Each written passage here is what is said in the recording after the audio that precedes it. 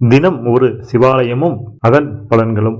இன்று நாம் அறிந்து கொள்ள போகும் சிவாலயம் ராமநாத சுவாமி திருக்கோவில் திருக்கண்ணபுரம். திருவாரூரிலிருந்து திருப்புகலூர் சென்று அங்கிருந்து சுமார் 2 கிலோமீட்டர் சென்றால் திருக்கண்ணபுரம் ராமநாத சுவாமி கோவிலை நாம் அடையலாம். திருப்புகலூரிலிருந்து 2 கிலோமீட்டர் தொலைவிலும் திருச்செங்காட்டங்குடி அங்கிருந்து 3 கிலோமீட்டர் தொலைவிலும் இந்த ஆலயம் அமைந்துள்ளது. நமது கோவில்களின் முழுமையான தல வரலாறு அறிந்து கொள்ள முழு நீள வீடியோக்களை இங்கே கிளிக் செய்து பார்வையிடுமாறு வேண்டுகின்றேன்.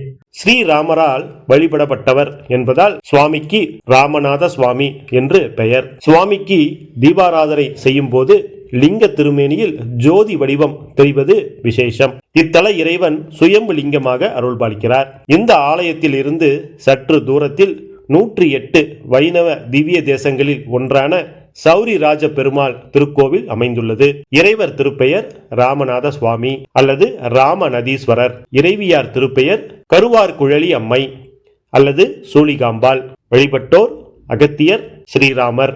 தேவார பாடல் பெற்ற திருக்கோவில். ஸ்ரீராமர் தன்னுடைய பிரம்மகத்தி தோஷம் நீங்குவதற்காக ராமேஸ்வரத்தில் சிவபூஜை செய்தார். பிறகு அயோத்தி திரும்பும் வழியில் இங்கு சிவ வழிபாடு செய்தார். சீதையை மீட்க இலங்கை சென்றபோது நடைபெற்ற போரில் ராவணன் உட்பட பல வீரர்களை வீழ்த்தினார் ஸ்ரீராமர். இதனால் அவருக்கு ஏற்பட்ட பிரம்மகத்தி தோஷம் நீங்குவதற்காக இங்கு சிவ வழிபாடு செய்தார். அம்பிகைகள் 4வரும் இத்தலத்தில் கருவார் குழலியாகவும், திருச்செங்காட்டங்குடியில் வாய்த்த திருகு குழல் நாயகியாகவும், திருப்புகலூரில் கருந்தாள் குழலியம்மையாகவும், திருமருகல் திருத்தலத்தில் வண்டார் குழலியம்மையாகவும் 4 தலங்களில் காட்சி தருகிறார்கள். அம்பாள் பக்தையான பெண் ஒருவருக்கு அம்பிகையே நேரில் அவளது தாயார் வடிவில் சென்று பிரசவம் பார்த்தாள். இதனால் இந்த 4 தலங்களில் உள்ள அம்பிகைக்கும் சூளிகாம்பாள் என்ற பெயர் ஏற்பட்டது.